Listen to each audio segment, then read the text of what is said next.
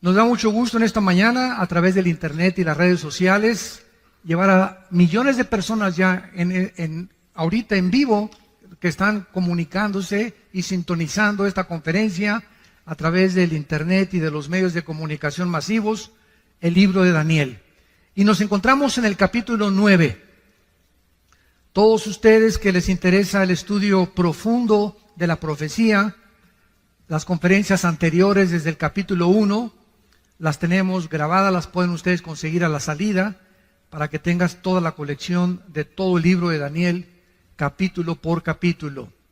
En este capítulo 9 de Daniel, para poder tener un poco de base, y de los que no están todavía en el momento en el que se llevan a cabo las circunstancias del capítulo 9, Daniel estaba bajo el imperio de los babilonios y bajo el imperio de los persas. Fueron los imperios que se profetizaron en el capítulo 2. Y como yo les decía hace algún tiempo a un foro de ateos, la historia demuestra que Dios existe. La existencia de Dios se puede probar filosófica, histórica, genética, física, biológicamente, de muchas maneras. Epistológicamente también, cosmológicamente también, a través del universo. Pero una de las evidencias más grandes de la existencia de Dios es que la Biblia nos muestra con un orden perfecto de qué forma los imperios a través del tiempo han ido sucediéndose uno detrás de otro, exactamente con la misma cronología que la Biblia lo estableció hace más de 2.700, 2.800 años. ¿Qué les estoy diciendo? Que la Biblia es más moderna que el periódico de mañana en la mañana. Daniel se encontraba hace 2.500, 2.600 años en lo que ahorita es Siria e Irak. Precisamente donde está la olla hirviendo y donde ahorita está a punto de estallar una tercera guerra mundial, que no sería la tercera guerra mundial desde luego. Pero Daniel se encontraba en esa zona geográfica históricamente, y la misma arqueología ha demostrado que las evidencias, los reyes, los lugares geográficos que la Biblia menciona, los nombres que la Biblia menciona, todo ha sido comprobado a través de la arqueología y de la antropología, de una manera y con una evidencia sobrenatural. Entonces Daniel se encontraba ahí, y entonces él lee el libro de Isaías capítulo 25, porque Jeremías fue antes que Daniel, y Jeremías había profetizado que los judíos iban a estar en Babilonia exiliados o cautivos 70 años, y que al acabar la cautividad babilónica se les iba a permitir regresar a Jerusalén. Daniel fue uno de esos cautivos que fue llevado en el año aproximado 585, 586 antes de Cristo a Babilonia por el rey Nabucodonosor. Entonces Daniel comienza a leer a Jeremías y descubre que está a punto de terminarse la cautividad babilónica, que los 70 años se iban a acabar ya, y comenzó Daniel a preguntarse: ¿y ahora qué va a ser de nosotros? ¿Cuál es tu plan, Señor, para nosotros? ¿Qué, ya has dejado a Jerusalén o nos vas a volver a disciplinar? Entonces Daniel se pone a ayunar y hace un ayuno de verduras y de agua nada más durante 3 semanas. En el momento en que Daniel se hinca a comenzar a preguntarle a Dios a través del ayuno para sensibilizar su espíritu, ¿qué es lo que Dios quiere para el futuro de Jerusalén? Dios manda un ángel desde el cielo para que baje a la tierra a traerle el mensaje a Daniel. Y la Biblia nos dice en el capítulo 10, cuando lleguemos al capítulo 10, que otro ángel, principado de Satanás, sale a intervenir, a obstaculizar que el ángel enviado por Dios llegara a la tierra y le diera el mensaje a Daniel. Entonces vemos en la Biblia que existe en el mundo espiritual que nos rodea un conflicto, una guerra cósmica que es real y todos los acontecimientos que se suceden aquí en este planeta tienen repercusiones espirituales en el mundo invisible. Y el único libro de los billones de volúmenes de literatura que existen en las librerías, el único libro y de los que se consideran sagrados o religiosos, la Biblia es el único libro que nos muestra qué se encuentra detrás de las cortinas en el mundo espiritual. Ni el Tripitaka de Buda, ni el Ramayana de los Vedas, ni el libro del Mormón, ni el libro del Corán del Islam, ningún libro sagrado que tú menciones menciona las profecías y la certidumbre con la que la Biblia nos muestra el futuro. Muy bien, entonces viene una guerra y está el ángel ahí peleándose en el espacio, y en eso el ángel de Dios pide ayuda para que venga el arcángel Miguel. La palabra arcángel significa el principal o el primero de los ángeles. Y de acuerdo a la Biblia, Miguel es el arcángel que defiende exclusivamente a la nación de Israel. Está comisionado Miguel para poder defender a Israel. El de México no es Juan Diego, ¿eh? Porque alguien me preguntó hoy en la mañana eso. Dije, no, espérame tantito, ¿verdad? Ni siquiera históricamente ha sido comprobada la historia de Juan Diego. Bartolomé de las Casas, que fue de los misioneros más antiguos en el siglo, ¿verdad? 1600, 1700, que se supone que pasó este milagro, ¿verdad? Ni siquiera lo documenta en ninguno de los escritos que existen. Bueno, pero no vamos a ocupar de eso. Entonces viene una guerra espiritual. Y vemos nosotros que cuando los cristianos oramos, en el momento en que cierras tus ojitos, así como la ves, puede estar en VIPs, puede estar ahorita, ir manejando, o en el momento que tú mandas un telegrama a Dios, o haces contacto con Dios cuando dices, Jesús, o Padre Santo que estás en el cielo, te pido que mi hijo que ahorita se acaba de ir, te pido ahorita que voy a llegar, dame sabiduría, te pido por esto, te pido por aquello, llévame con lo que tú quieras orar. En el momento en que tú te pones a orar, se desata una guerra. Se desata una guerra. Si había demonios que iban a tratar de detener en la carretera a tu hijo, en el momento en que tú despides a tu hijo y lo bendices, y le dices, en el nombre de Jesús te bendigo, y te pido, Señor, que lo guardes, inmediatamente responden los ángeles de Dios para frustrar e impedir y abortar tal vez un crimen, un asesinato o un accidente.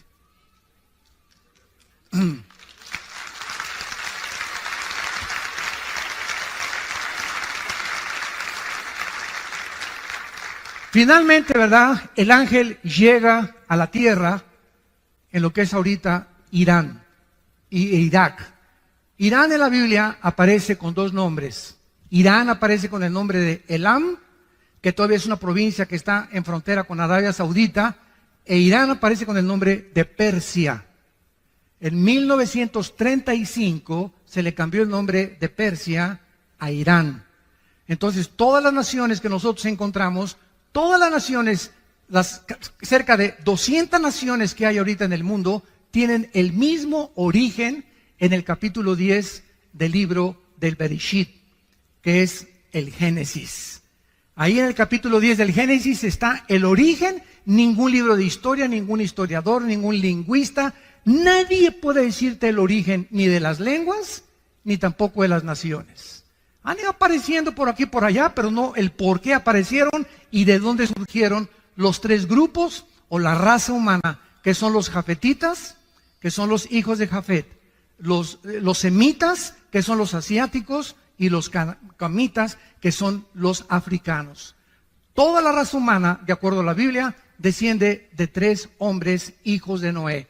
Jafet fundó todo lo que es el mundo de Europa, que es todo el mundo, ¿verdad?, de la raza blanca. Los semitas, todo lo que es el Medio Oriente y el Asia, y los hijos de Cam fundaron el continente africano. Entonces, esto es maravilloso porque nosotros podemos continuar buscando y escarbando el origen de todas las cosas. En el capítulo 9, versículo 20, vamos a abordar nuestra conferencia y vamos a iniciarla con la lectura de la comunicación de los ángeles a Daniel. Dice así, Daniel 9, versículo 20. aún estaba hablando y orando y confesando mi pecado y el pecado de mi pueblo Israel, y derramaba mi ruego delante de Jehová mi Dios por el monte santo de mi Dios, aún estaba hablando en oración cuando el varón Gabriel, ¿se acuerdan de Gabriel? Fue el que se le apareció a la Virgen María. Fue el que le dijo a María: el santo ser que nacerá en tu vientre será llamado Hijo de Dios. Es el mismo ángel mensajero principal o el correo de Dios. Gabriel, dice la Biblia, es el que Dios envía para darle el mensaje a Daniel. Y dice Daniel: a quien había visto, versículo 21, en la visión al principio, volando con presteza, vino a mí a la hora del sacrificio de la tarde. Y escuchen ustedes lo que dice el versículo 22. Me hizo entender. Todos nosotros tenemos un entendimiento limitado. Cuando yo digo he comprendido algo, estoy hablando, lo he comprendido el 100%. Pero cuando nosotros hablamos de Dios, es un ser o un ente incomprensible. Dios no puede ser comprendido el 100% por ningún ser humano. El conocimiento o la comprensión que podamos nosotros tener de Dios, de acuerdo a lo que calculó Alberto Einstein, un científico alemán nacionalizado norteamericano antes de la Segunda Guerra Mundial, dijo que tal vez el coeficiente intelectual del ser humano alcanzaba un 7 o un 8%. Así que parece que perdimos el 95% del entendimiento y la comprensión del mundo espiritual y del universo. ¿Cuándo fue esta pérdida? En la caída del huerto del Edén por Adán y por Eva. Cuando Adán y Eva se rebelaron contra Dios, el ser humano murió, se separó espiritualmente de Dios y su ADN, ácido de la información genética que traemos en cada una de nuestras células, se descompuso, se deterioró, se corrompió. Y de Adán a nuestros días, los seres humanos nacemos en un planeta y lo primero que hicimos es ontoi. ¿Qué estoy haciendo aquí? ¿De dónde vengo? ¿Quién hizo el universo? ¿Hacia dónde voy? Y entonces estas preguntas, como demandan interrogantes, demandan respuestas, el ser humano inventó dos líneas de pensamiento. Una, las religiones. Todas las religiones, sin ninguna excepción, tienen dos factores comunes denominadores. Todas las religiones, sin ninguna excepción, buscan a algo o a alguien, las estrellas, las pirámides de Teotihuacán, la fuerza, el dios Sol, Neptuno, como tú quieras, buscan algo para poder congeniarse con esa fuerza invisible sobrenatural a través de las buenas obras. Todas las religiones enseñan, llámese mormonismo, catolicismo romano, judaísmo, todas enseñan que tienes que hacer algo bueno para ganarte al cielo. Y además, todas las religiones invocan o apelan a los sacrificios. Y vemos a la gente pues cargando cruces, yéndose a rodillas a la villa, golpeándose la espada con pales, etcétera, etcétera. Sería el colmo, ¿verdad?, que los cristianos digan, es que voy a ayunar para que Dios sane a mi hija. O voy a ayunar para que pueda Dios darle la escuela a mis hijos. Dios no... Si el arcángel le dice, oye, señor, ya tiene una semana sin comer, Juanita, ¿le sanas a su hija? Oye, qué Dios tan misericordioso, ¿no? Que está esperando, ya me viste, señor, ahora sí me tengo una semana sin comer y sin beber agua, señor, ahora sí me sanas a mi hija. Así es, quería que te sacrificaras y ya que te viera como la lengüita, como los perritos ladrando, entonces voy a sanar a tu hija.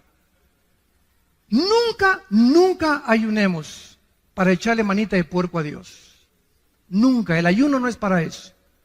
El ayuno es para buscar su voluntad en la Biblia. Y si no tienes tiempo de la Biblia, no ayunes. Porque si tratas de ayunar y te vas al trabajo o tienes diabetes, olvídate, ¿verdad? Vas a acabar en el psiquiátrico o en la otra vida. Entonces tenemos que entender claramente, ¿verdad?, la razón por la cual Dios nos dice eso. Y esta es la razón por la cual dice el versículo 22, que Dios tuvo que mandar, esto es antes de Cristo. El Espíritu Santo en el Antiguo Testamento no había bajado. Los ángeles bajaban al mundo y le daban a los seres humanos, como en el capítulo 18 de Génesis, que baja Cristo con 2 ángeles, a hablarle a Abraham y a decirle lo que iba a hacer con Sodoma. Personalmente, verbalmente hablaban los ángeles. Y entonces el ángel le da entendimiento, tiene la facultad a los ángeles de hacer entender las cosas antes de que Cristo viniera. Jesús dijo, cuando Él venga, Él los guiará a toda la verdad. Entonces, ahora tenemos el Espíritu Santo y el Espíritu Santo usa la Biblia. Entonces, el ángel es enviado para darle entendimiento de los futuros planes a Daniel y para que entendiera cuál es el futuro del mundo de Israel. Y dice el versículo 22, y habló conmigo diciéndome, Daniel, ahora he salido, fíjate, para darte sabiduría y entendimiento, o sea, algo que Daniel no tenía, y algo que nosotros por naturaleza no tenemos. Todos los seres humanos nacimos alejados de Dios. Romanos 3:23, por cuanto todos pecamos y todos fuimos alejados de la gloria de Dios. Nacemos con entendimiento para las matemáticas, para la física, para la biología, pero nacimos con un entendimiento cero absolutamente de las cosas espirituales. Y como somos seres espirituales, buscamos a través de ¿qué cosa? De la brujería, cartas tarot, bola de cristal, invocación a los muertos, reuniones de mediums, invocar al espíritu de Cuauhtémoc, al espíritu de Achencha que venga, buscar a través de las manifestaciones místicas del budismo zen, de la meditación trascendental, comunicarnos con algo, con alguien, por la espiritualidad, porque somos seres espirituales. Tú nunca vas a ver un conejo así en el campo, y menos a Chita. Somos seres espirituales porque fuimos creados a la imagen y semejanza de Dios. Ahora, si queremos comenzar a entender las cosas espirituales, Jesús dijo en Mateo 11, 25 al 28, Padre, te alabo, porque estas cosas, las cosas invisibles que nadie conoce, las escondiste de los sabios y de los entendidos y se las revelaste a los niños. Vengan a mí todos los que están trabajados y cargados, y los haré descansar. Y Jesús dice algo asombroso en este pasaje. Nadie conoce a Dios sino yo, y aquel a quien yo se lo quiera revelar. ¿Qué dice la Biblia? Que no importa cómo busques a Dios, a través de la marihuana, a través de los hongos alucinantes, a través del peyote, a través de la meditación trascendental, a través del budismo, todos son caminos que parecen derechos, pero ninguno te lleva a Dios. Si alguien quiere conocer las cosas espirituales y al Dios vivo, único y verdadero, es a través de Jesucristo. Nada más.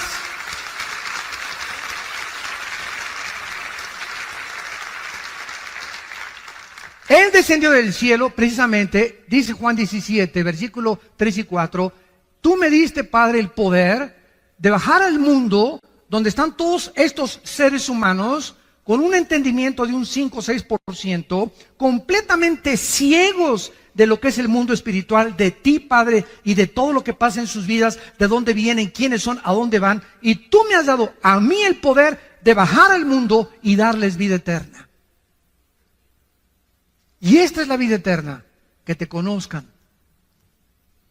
A ti, al único y vivo verdadero Dios, y a Jesucristo a quien has enviado. ¿Pueden ustedes comenzar ya a entender algo? Sin Jesucristo no podemos nosotros conocer nada de Dios. Ahora, cuando Jesucristo les dijo a los discípulos, me voy, ahí nos vemos. Imagínense los discípulos, oye, espérame tantito, ¿cómo que te vas? Y tú nos has traído las palabras de vida eterna. Ahora sabemos que tú vienes de Dios y que regresas a Dios. pero ¿cómo nos vamos a quedar huérfanos? No, espérenme tantito. Dice, voy yo a mandar al Espíritu Santo que baje al mundo, y Él cuando entre a ustedes, ya no como en el Antiguo Testamento, que venía y se iba, y Dios hablaba a través de voces, a través de profetas, a través de experiencias místicas, a través de sueños. Dice Hebreos 1, versículo 1, Dios había hablado muchas veces, de muchas formas, a través de los profetas, ahora nos ha hablado por el Hijo. Cristo es la última palabra que Dios nos ha dado. Y el que no escucha al Hijo no tiene la vida. Estás escuchando voces extrañas. Si no es la voz del Hijo, estás escuchando la voz del enemigo. Y ahora el Espíritu, cuando recibes a Cristo, entonces por eso reciban a Cristo, por favor. Ese es el mensaje, es la carta que le entregamos al mundo. Abre tu corazón a Cristo, porque cuando le abres tu corazón a Cristo y crees que en la cruz Él paga por tus pecados, Él entra a tu vida en la persona del Espíritu Santo. Y el Espíritu Santo te comienza a destapar la calabaza que tenemos aquí. Y entonces, como cuando llegas a una clase de japonés, puros signos y no entiendes nada.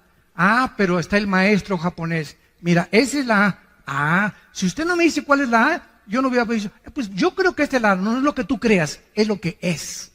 Pues yo creo que Dios es así. Pues Dios no tiene esa chance que fueras así ni pensaras así. Pues yo pienso que Dios va a mandar a todos al cielo y que nadie se va a condenar. Es lo que piensa mi chincha también. Dios no nos llega a nosotros que nosotros determinemos cómo es Él.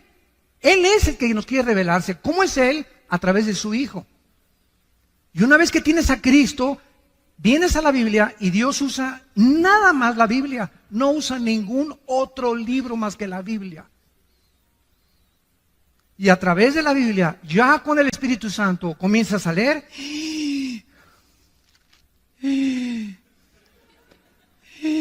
Ah, caray, híjole, qué tremendo. Y comienza sin que te des cuenta a entrar algo, porque ese espíritu, la palabra de la vida, a tu vida, comienza a lavarte, como dijo una persona, a usted le lavaron el cerebro y le dije, y bien que lo necesitaba. Pero un buen lavado que necesitamos. ¿Qué filosofías? ¿Qué Nietzsche? ¿Qué Marx? ¿Qué Freud? ¿Qué Darwin? ¿Qué puros hombres? Ninguno de ellos fue Dios. Ninguno de ellos murió en una cruz para pagar por nosotros. Es Cristo el único que Dios escogió para darnos a conocer al Padre. Entonces, esta es la razón por la cual necesitamos para entender. Este es el problema del ateísmo. Por ejemplo, el ateísmo es un problema de seres humanos con mente de caracol, con mente de ostión, ¿verdad? Con un 5 o 6%, que porque no quieren entender a Dios. ¿Y por qué? Siempre el argumento de los ateos. Si Dios es Dios, ¿por qué permitió a Satanás? ¿Y por qué permite el mal? Por eso el 95% de los ateos son hombres amargados. El 95% de los ateos son personas amargadas contra alguien que no existe. Qué ridículo, ¿no? Persiguen toda su vida y atacan toda su vida a alguien que no existe. Esto es increíble, ¿verdad? Es contradictorio de una forma intelectual y filosófica, pero es el problema del ateísmo. Oye, espérame, señor ateo, ¿tú reconoces que tu mente es limitada? Y, bueno, si tú reconoces que tu mente es limitada, ¿puede un niño de 3 años de edad entender la ecuación de Alberto Einstein, E igual a mc al cuadrado? ¿Qué es la teoría de la relatividad? No, pues tú eres igual que ese chamaco, cabeza de calabaza. ¿Quieres con tu mente limitada entender los pensamientos, suponiendo y asumiendo ya que existe Dios? Tiene que ser infinitamente superior a lo que nosotros nos podemos imaginar. Y si Él no baja y Él no nos revela y nos dice cómo es inútil tratar en nuestra limitación de comprenderlo. Es imposible. Y se dan cuenta por qué el ateísmo es una filosofía insostenible dentro de la misma lógica y la misma filosofía. Es ridículo. Es una soberbia impresionante. Es que si yo fuera Dios, bueno, pues no eres Dios. Cabeza de langosta. Le dice en esta oración, versículo 23, al principio de tus ruegos, le dice el ángel, fue dada la orden, Daniel. Y yo he venido para enseñártela, porque tú eres muy amado. Porque tú eres muy amado. Romanos 8, 28 y 29, ¿se acuerdan? todas las cosas contribuyen a nuestro bien, a los, no a todos, a los que aman a Dios. Si tú amas a Dios con todo tu corazón y con todas tus fuerzas, no hay nada que ahorita estés pasando, no hay nada. El problema que tú me digas que tienes ahorita, que no esté Dios trabajando a tu favor. Aunque ahorita parezca que las circunstancias están en tu contra, hay un mundo invisible espiritual en actividad de poder de Dios que está obrando, que esto que parece que está en tu contra, lo va a convertir Dios para tu bien. Sigue confiando en Él. Guarda silencio en Jehová y Él te concederá las peticiones de tu corazón. Tenemos que, y esto es lo que es la fe, ¿verdad? Entender que Dios está de nuestro lado. Si Dios con nosotros, ¿quién contra nosotros? Tarde o temprano José fue vendido por sus hermanos. Imagínense a José. Imagínate que tus hermanos te saquen a patadas de tu casa y que te venden, que te lleven allá a Tepito, que te lleven allá a Ciudad Neza. Ay, llévense póngalo a repartir droga, póngalo a pedir limosna y que te corran de tu casa. ¿Qué emociones y sentimientos invadirían tu ser? La amargura y el rencor contra tu familia. Mi propia familia me escupió y me sacó y me corrió. Y lo vendieron a José y se lo llevaron hasta Egipto. Y ahí en Egipto entra a trabajar con el capitán, ni más ni menos, de la guardia del faraón.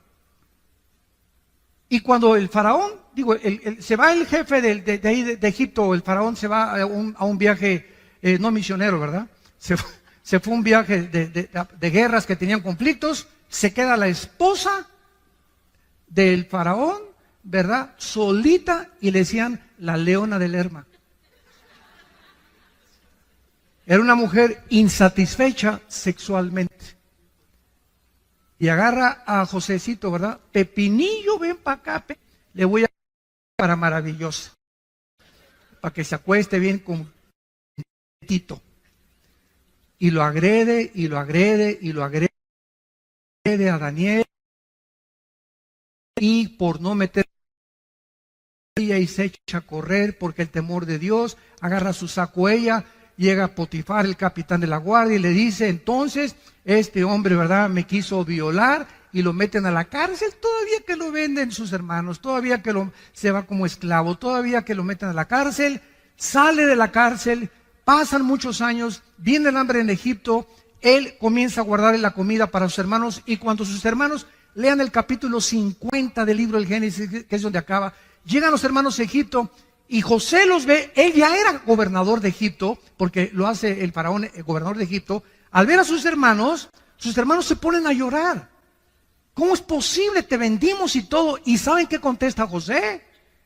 Ustedes buscaron un mal contra mí, pero Dios lo convirtió para el bien.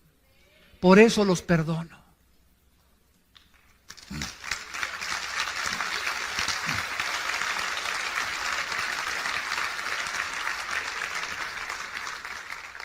Cuando confiamos en Dios, no tengo nada contra ti. Ese es tu problema. Si tú tienes problemas conmigo, pero yo yo no tengo nada absolutamente contra ti. Ese es el secreto más grande, porque dice Santiago capítulo 4 que Dios da gracia a los humildes. Muy bien.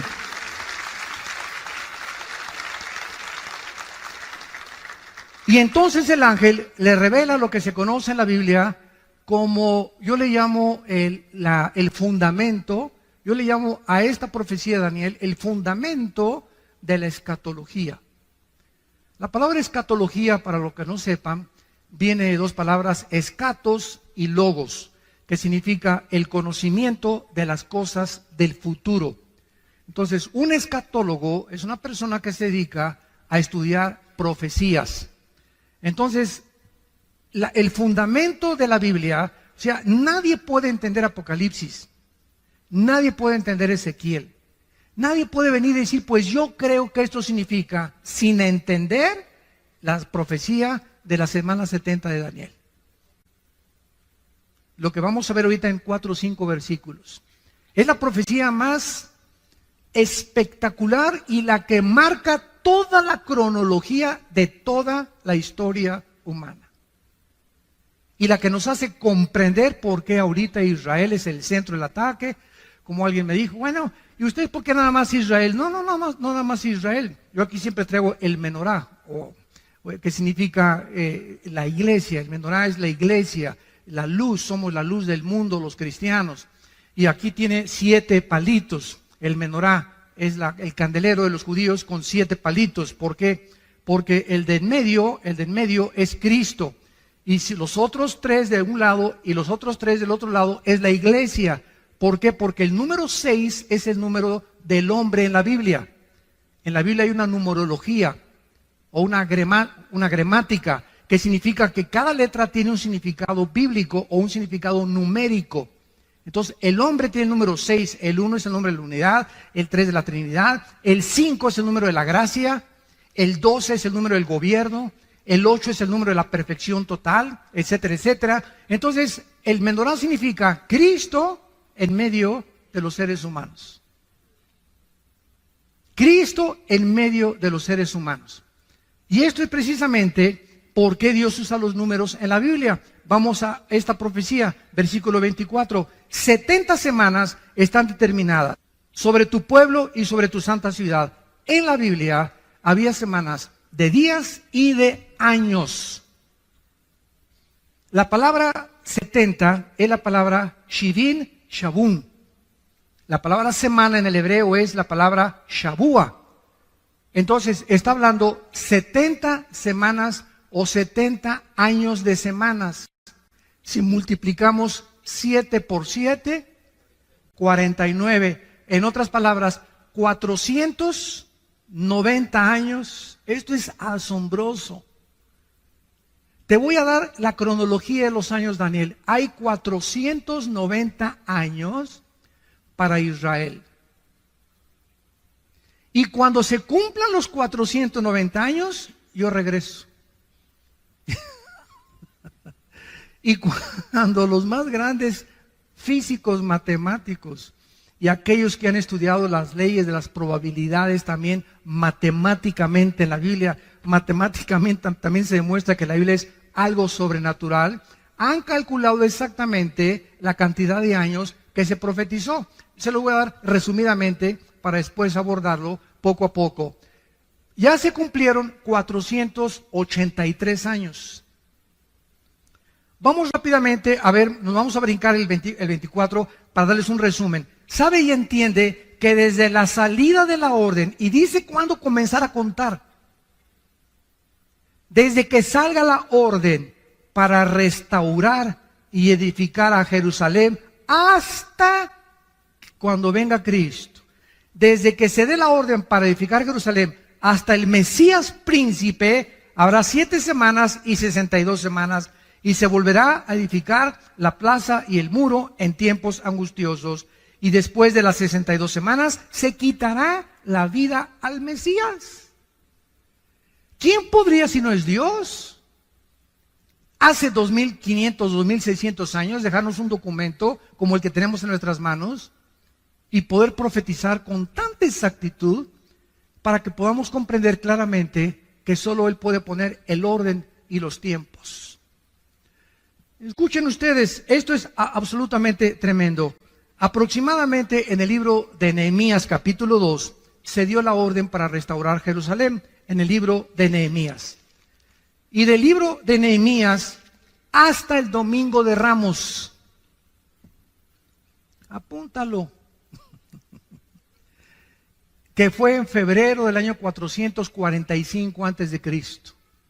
Cuando se dio la orden de restaurar Jerusalén. Y cuando Cristo llega a Lucas 22, al domingo de Ramos, y en un burrito cabalgando, y todos creían que ya viene el Mesías, y de acuerdo a las profecías del reino, el Mesías va a establecer su reino, y vamos contra el Imperio Romano, y se acabó ya el yugo del Imperio Romano. Llega Jesucristo en un burrito, no en un caballo blanco como esperaban todos los conquistadores en el tiempo antiguo. Al entrar y declarar la victoria, entraban en caballos blancos. Eso lo hará Cristo hasta el capítulo 19 de Apocalipsis, cuando venga ya venciendo a todas las naciones con nosotros. Llega en un burrito Jesucristo y se para sobre Jerusalén. Y ahí enfrente, en Jerusalén, dice unas palabras tremendas en el capítulo 23 de Mateo, versículo 37. Se los voy a leer rápidamente. Jerusalén, Jerusalén, que matas a los profetas y apedreas a los que te son enviados.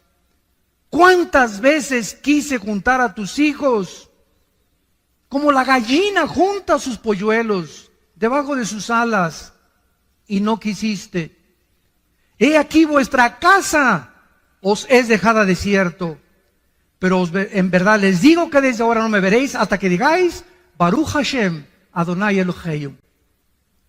Que en hebreo significa, bendito el que viene en el nombre del Señor. Baruch Hashem, Adonai Eloheinu. Y esto lo vamos a ver en la profecía, que es exactamente en ese momento cuando Cristo declara esas palabras, que Dios deja de tratar con Israel. Pero si le sumamos a 483, 7 años son los 7 años que faltan para que se cumpla la profecía de la semana 70 de Daniel. Y estos 7 años serán los 7 años de la gran tribulación. Por eso la iglesia es imposible que vaya a atravesar la tribulación, porque no nos ha puesto Dios para la ira. Si regresamos a Daniel, vemos claramente para quién es esta profecía. Versículo 24, 70 semanas, o sea, 490 años, están determinados sobre tu pueblo y sobre tu santa ciudad, no a la iglesia. Ahí está el conflicto de muchas personas o teólogos o escatólogos que tratan de interpretar que la iglesia va a pasar la tribulación o esto y el otro, simplemente porque no han entendido las 70 semanas de Daniel. Que eso es una profecía exclusivamente para Israel. Dios tiene un plan para Israel, síganme con cuidado. Dios tiene un plan para la iglesia. El plan de Dios para Israel y el para la iglesia son diferentes. Esto se llama dispensacionalismo. Cuando venga Cristo por nosotros en el arrebatamiento, en el momento que seamos sacados, tal vez un año antes, un mes antes, 3 días antes, inmediatamente un hombre en el Medio Oriente va a firmar un tratado de paz entre los árabes y los judíos. Este hombre se llama en la Biblia la bestia, el cuerno pequeño, el anticristo.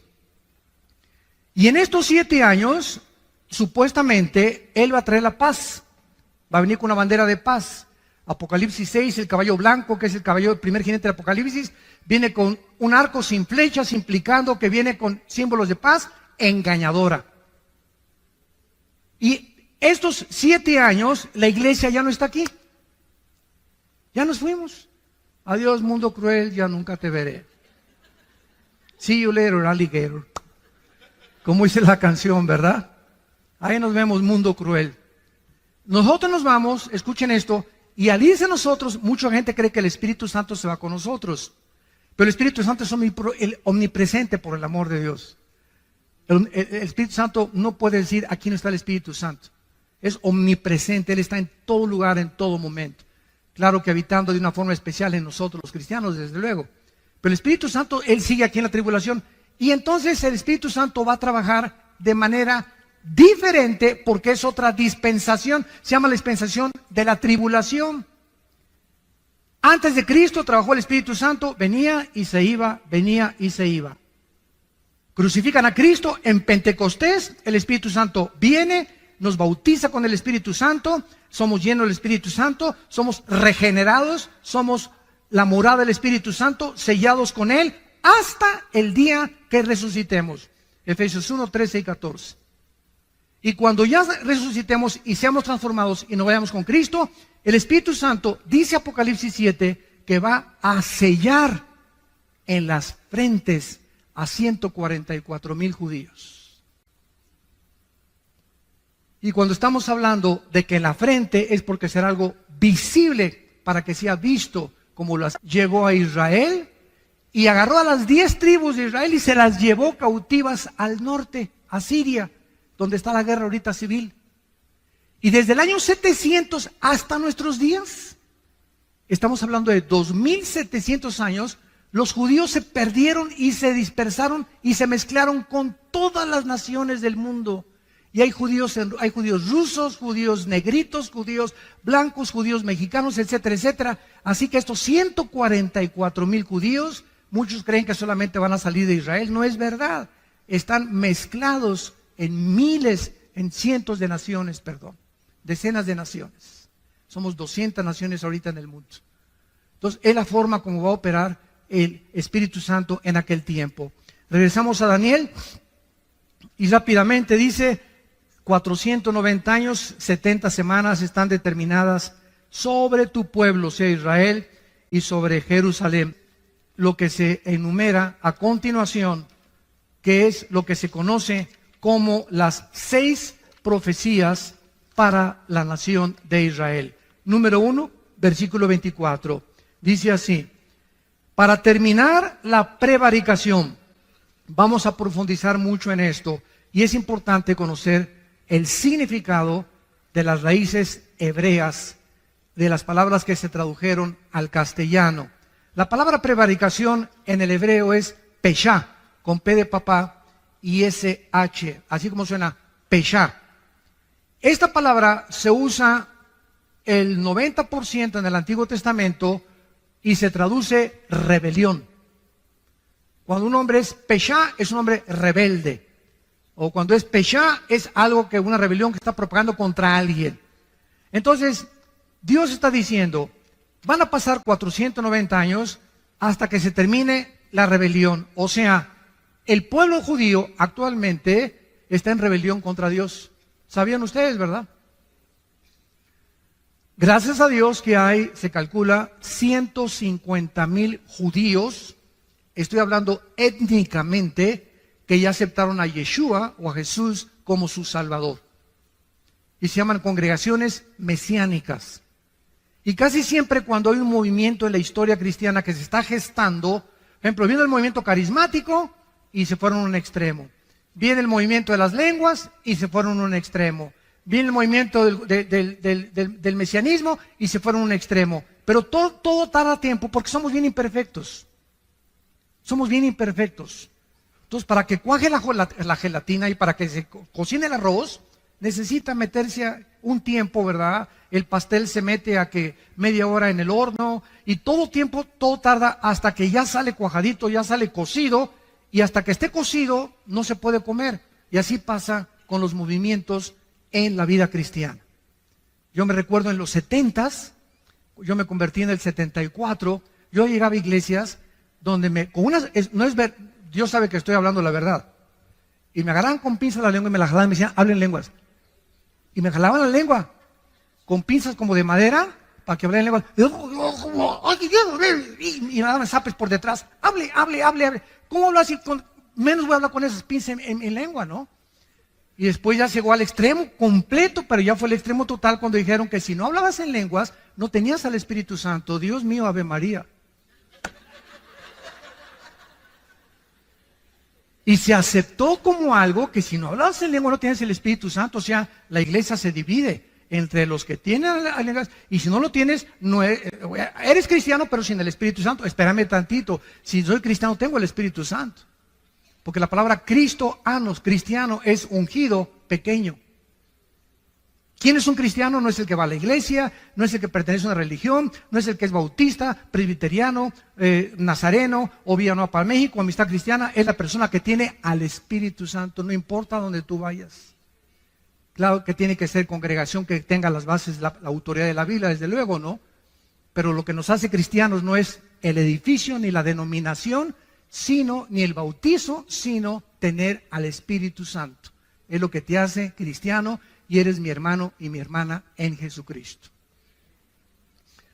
Entonces, esta rebelión contra la autoridad de Dios se va a terminar.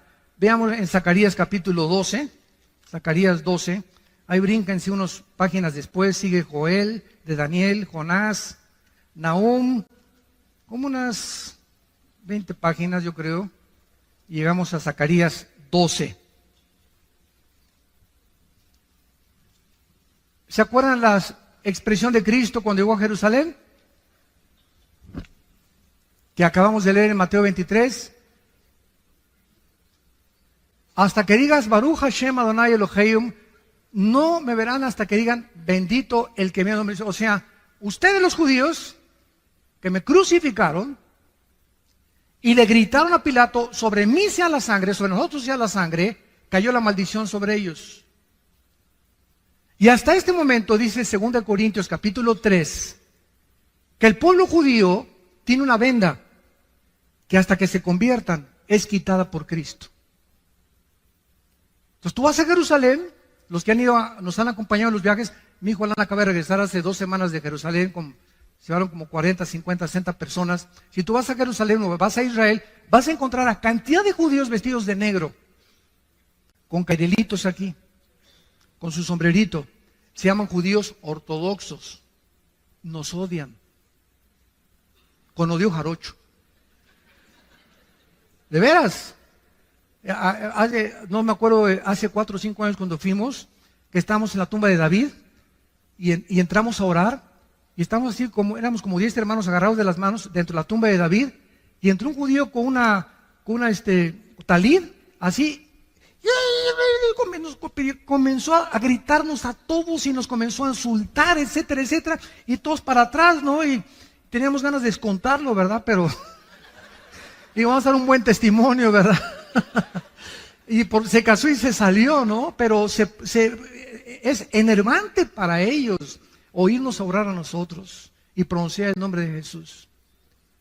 Entonces, ese es el grupo que son los fariseos del siglo XXI. Pero hay cantidad de judíos que ya aceptaron a Cristo como su Mesías.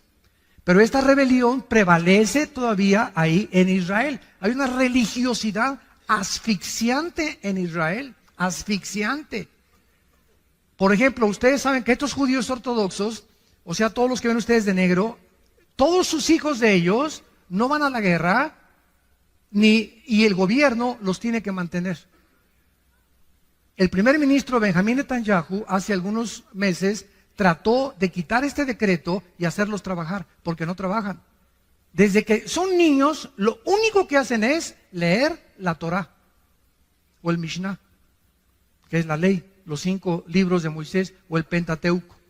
Y es a lo que se dedican, nada más, la pura leer. Y están siempre, leen y leen y leen. Desde chiquitos crecen eso, no van a la guerra, no trabajan y el gobierno los sostiene para mantener las tradiciones judías. Y es inconcebible, ¿verdad? Es ridículo, ¿verdad? Pero a Netanyahu no le aprobaron el proyecto que hizo, ¿verdad? Y no pudo alcanzar nada. En Zacarías 12, dice el 9 al 10, hablando de este día futuro, que es futuro cuando Israel se convierta, y en aquel día, está hablando cuando Cristo venga, yo procuraré destruir a todas las naciones que vinieren contra Jerusalén.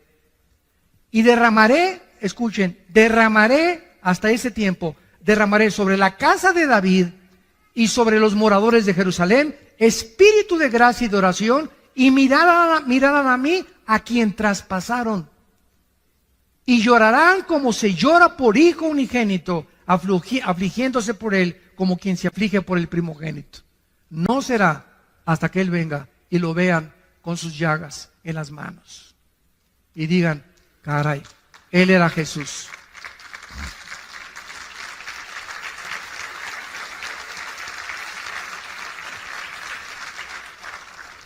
Vamos a continuar con este estudio, pero es impresionante la cronología bíblica, es impresionante el contacto que la Biblia nos da con el mundo que nos rodea, con lo que está pasando ahorita en el mundo con las naciones, y la comprensión que el Espíritu Santo nos da a los cristianos, que la gente privilegio que experimentemos, que nunca se manifieste en orgullo, nunca, nunca, nunca, porque pierdes la gracia de Dios. Que este privilegio, esta experiencia que tenemos de tener a Dios en nuestras vidas, nos humille al contrario, y saber que es por la gracia que yo cada semana mínimo le digo a Dios, Padre, ¿de dónde me sacaste? Me acuerdo de dónde me sacó Dios. Cuando yo me convertí, yo no era nadie. Estaba en el suelo, en el lodo estaba. En el lodo estaba, revolcándome en la cochinada. Ahí estaba yo. No merecía ni el perdón de Dios, de todas mis maldades que hice. De ahí nos sacó, de una cantera, de una roca, de ahí nos sacó Dios. Y comenzó a trabajar como los escultores, y con el cincel, con el martillo y el cincel, a sacar la figura de David de una escultura, de una roca, las figuras que hacen los escultores, ¿verdad? Así Dios, de una piedra que éramos nosotros, de un carbón, nos está convirtiendo en diamantes a los cristianos. Y por eso es tan importante el sufrimiento en los cristianos y las pruebas en los cristianos. Como decía Churchill, el primer ministro de Inglaterra, cuando hace calor, no te salgas de la cocina. El momento que vienen las pruebas, ya no es cristiano, parece cristiano y parece... Ay, y en la iglesia hay problemas. No estás en Disneylandia, hijo. No estamos todavía en Reino Aventura. En la casa, en la iglesia, no hay ninguna iglesia perfecta.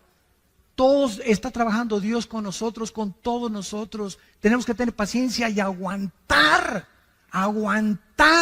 porque nos está forjando a través de este fuego y purificando nuestros corazones a través de las pruebas, para que pueda brillar la paciencia y la fe brillar con máximo esplendor, porque es lo más valioso que tenemos, la fe que Él nos ha dado en su Hijo Jesucristo.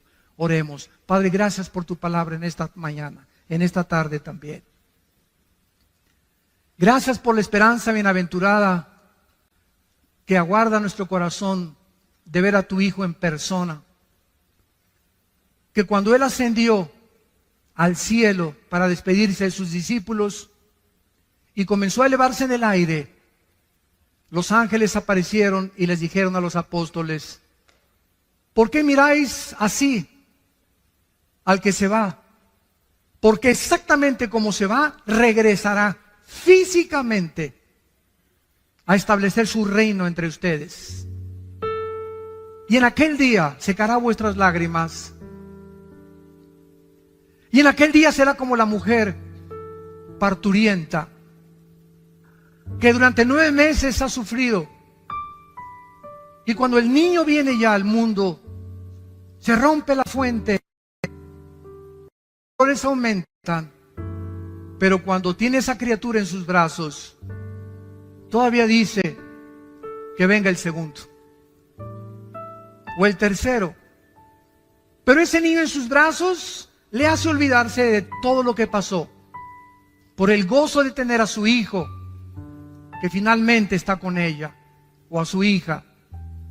Y cuando tú vengas, esto le dijiste a los discípulos: así será con ustedes.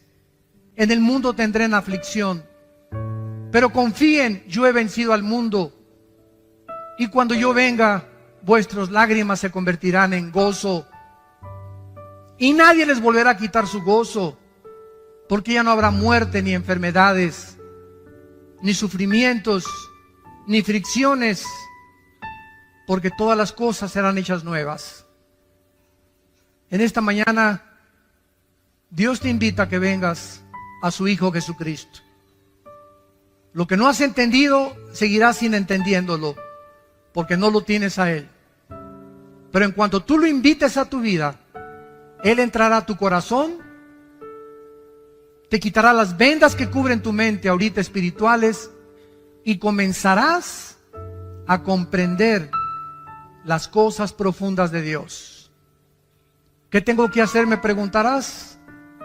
Simplemente, en este instante, con tu rostro inclinado, con toda la sinceridad de tu vida, dile: perdona mis pecados, Señor.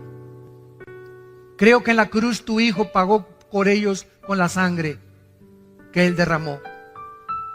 Creo que a los 3 días se levantó de los muertos, y te pido, Jesús, porque sé que vives, que en este instante entres a mi vida como mi Señor y mi Salvador. En tu nombre perfecto, santo y eterno te lo pido. Amén.